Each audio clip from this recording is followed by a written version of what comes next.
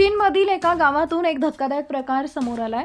चोरट्यांनी चक्क स्मशानभूमीतून 400 मृतदेह चोरल्याची घटना घडली आहे। स्मशानभूमीतून मृतदेह चोरून त्यांची विक्री करणाऱ्या टोळींचा पोलिसांनी पर्दाफाश केला।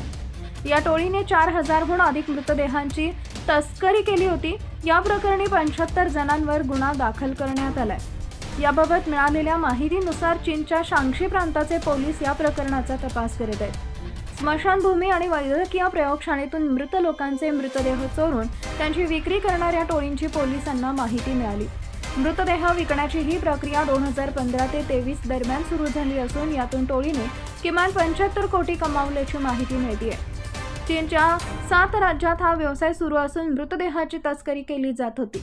तस्करी केलेल्या मृतदेहांची हाडे बाहेर काढून त्यांची विटंबना करण्यात येत होती।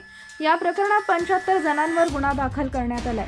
या घटनेत स्मशान व्यवस्थापन अधिकारी, डॉक्टर आणि कंपनीचे डोंगरावरील संपूर्ण दृश्य सुंदर अहवालानंतर अशा नागरिक प्रचंड संताप व्यक्त करत आहेत। या मृतदेहाच्या हाडाचा उपयोग गंभीर दुखापत झालेल्या आणि ज्यांच्या हाडामध्ये जोरात त्यांच्या दुखापत केले जात होते। सध्या हा व्हिडिओ दुसऱ्या व्यक्तीच्या हाडातून टिश्यू घेऊन त्यावर उपचार केले जात होते।